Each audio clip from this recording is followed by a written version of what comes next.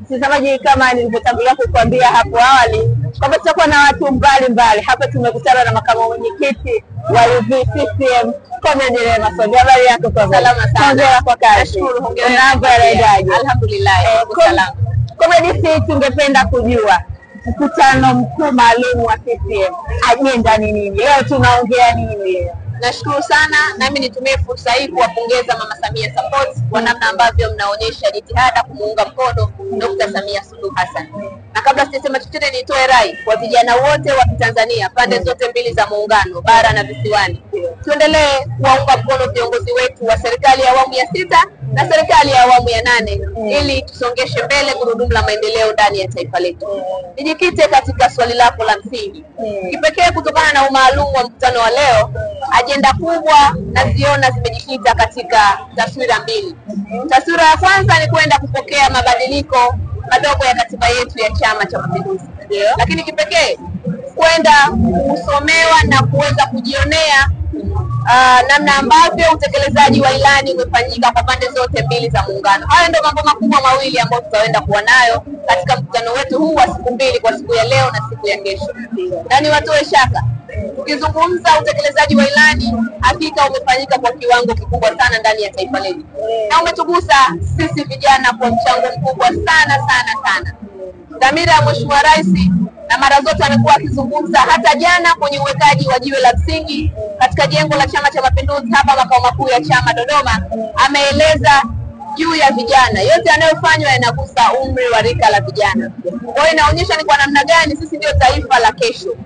Tunapowekewa mazingira sahihi, mazingira rafiki, yanaakisi kwa namna moja au nyingine taifa linaendelea kuwa imara na Chama cha Mapinduzi kitaendelea kudumu na kigumu kutoka madarakani. Sawa, nimepata kujua nini tunaenda leo kuzungumza katika mkutano huu mkuu maalum wa Chama cha Mapinduzi, lakini labda nikuulize wewe, kwa kuwa ni kijana na pengine unajua ninakaa Mbeya, kweli leo tutajua mrithi wa Comrade Nchimbi, tutamjua mrithi wa Balozi Nchimbi katika ile nafasi sasa ya katibu mkuu wa Chama cha Mapinduzi. Kama tunavyojua Balozi Emmanuel Nchimbi ambaye ndiye katibu mkuu wa Chama cha Mapinduzi kwa sasa ndiye mgombea mwenza wa kiti cha urais, ile nafasi ya katibu mkuu, je, leo tutamjua? Kwa kweli wanasema umbea ni suna. Na nikushukuru kwa swali lako. Ni swali zuri katika wakati sahihi. Sisi jumuiya ya vijana tunajivunia kwa sababu wametokana nasi, na yeye kuwa pale tunaamini kwamba viatu vinamtosha kulikweli. Tunaamini atamsaidia vyema Dr. Samia Suluhu Hassan kabisa. Lakini kipekee kuwa nafasi ya katibu mkuu ametutoa kimasomaso pia sisi jumuiya ya vijana, kwa sababu tunaamini graduation yetu tukitoka hapa mara nyingi huwa ni serikali, ambapo wengi wamekuwa wakiamini kwamba tukitoka kwenye nafasi la tanuri hili aidha tunaishia kwa malisi, tukifanya vizuri tutakuwa marasi. Lakini yeye ameenda kushika nafasi kubwa ndani ya chama chetu kama engine ya kwenda kusimamia utendaji ndani ya chama chetu. Mimi niseme chama chetu kinaongozwa na busara, hekima, viongozo, taratibu, kanuni na katiba.